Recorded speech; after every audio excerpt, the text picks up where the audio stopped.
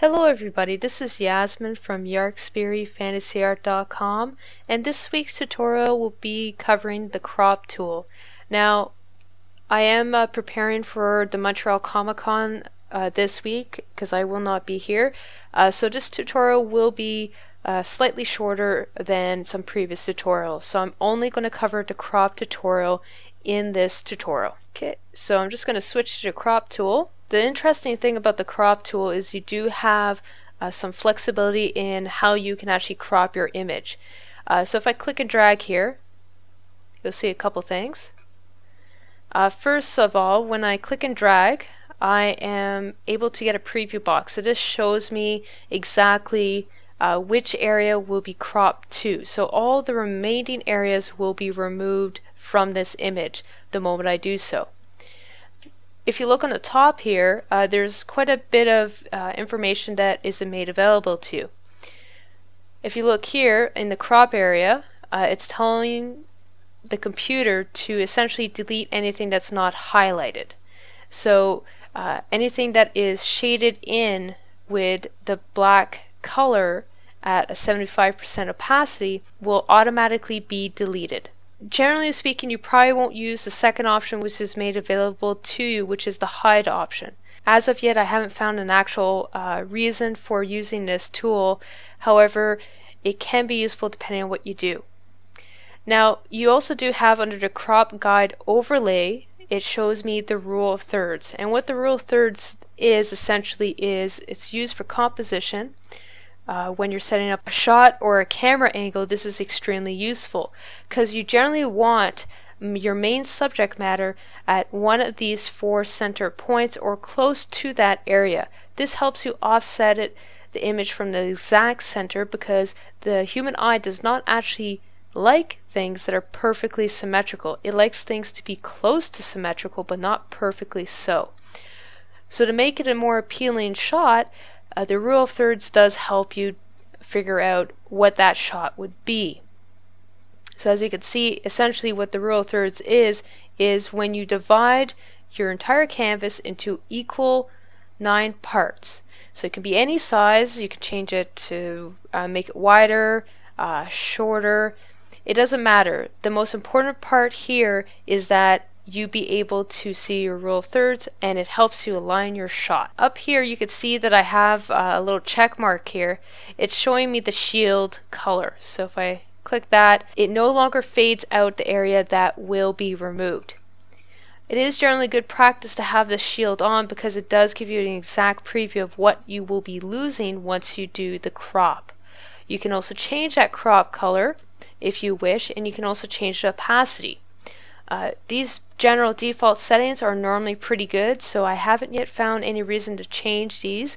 Some people do prefer having the crop area in red, but red normally signifies a quick mask, so it's a good habit to avoid that and just keep it to the default settings. Now, what other options do I have? Well, if I click in here, left mouse click and drag, I can actually change my crop area dynamically. So let's say I wanted to keep this selected instead and resize it, I can do so. Let's say I made a mistake and I didn't actually want to crop this image. Well, there's a really easy work solution for that. All you have to do is hit the escape button on your keyboard and it will automatically remove the crop. Now there is some pre-settings that you can set up to change how the crop behaves. You can actually set the crop to specific inches, pixels, whatever you want essentially. So I do know that roughly, if I look at my image size here, I know that my image is set at 300 dpi and it is roughly 11 by 18 inches. So I can use inches in this case. So maybe I want to cut this down to maybe 5 by 7 inches. Well, I could type in 5 and then IN and just hit tab by 7 IN, and it automatically sets it 2 inches.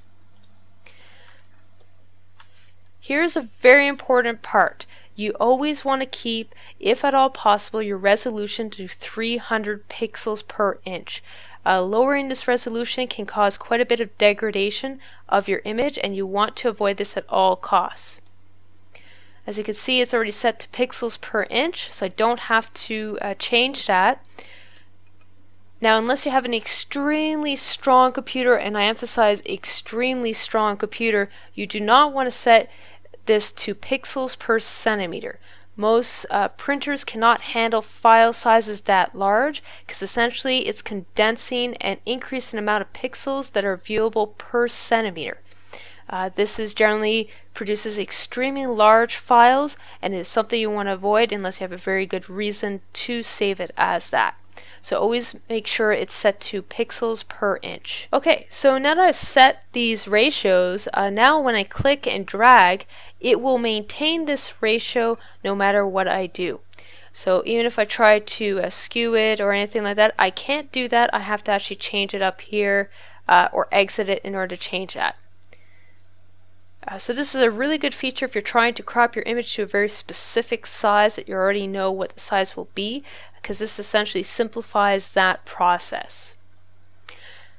Another useful tip is that if you have an image and you need to be able to save it at a higher pixel rate and you don't want to degrade the image further, I do recommend that you, let's say you have it set at 72 dpi, I do recommend you change the resolution to 300 as standard resolution unless you're exporting this image for a website. Websites, generally you want to have about 72 dpi for websites, and you want those images web optimized in order to work correctly and load properly. So I'm just going to escape this because I don't want to keep these changes that I currently made.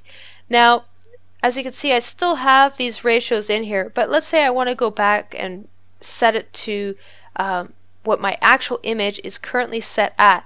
All I have to do is click on the front image and it will automatically fill in the width, height, and resolution and all the default settings that are with my image itself. So now when I click and drag, it's going to hold the same ratio and I don't have to worry about the image degrading too much. Now if I escape that again, let's say I don't like any of these settings, I want to start from scratch. I can easily hit the clear button, and what that will do is it will essentially remove all these settings so that they're clear. So as you can see, it removed all my settings, so now I have a clean area to work with. So now I can actually freehand transform this as much as I want and not have to worry.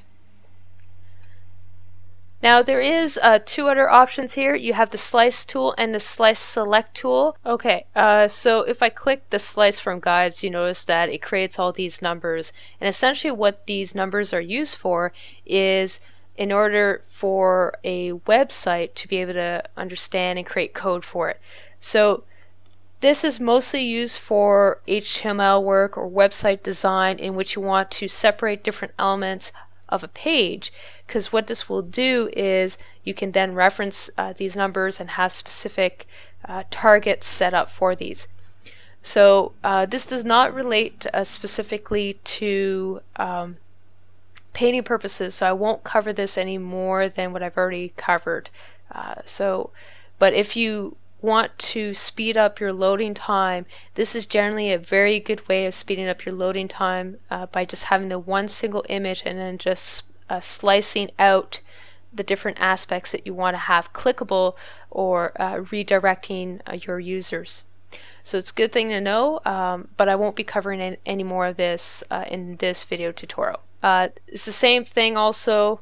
It's a very similar aspect for this tool here, which is the slice select tool. And because of this, I won't be covering this as well. Generally, if you're doing a lot of image editing or setting up files for printing, you'll only use the crop tool. So for this reason, I'm not going to cover these aspects because they do actually require a separate, entire separate video, and I'd have to actually show you some coding and stuff in order to be able to use this properly. So for now, I'm just going to cover the basic crop tool. So I hope you guys enjoyed this tutorial, and I hope to see you guys soon. So thank you and take care.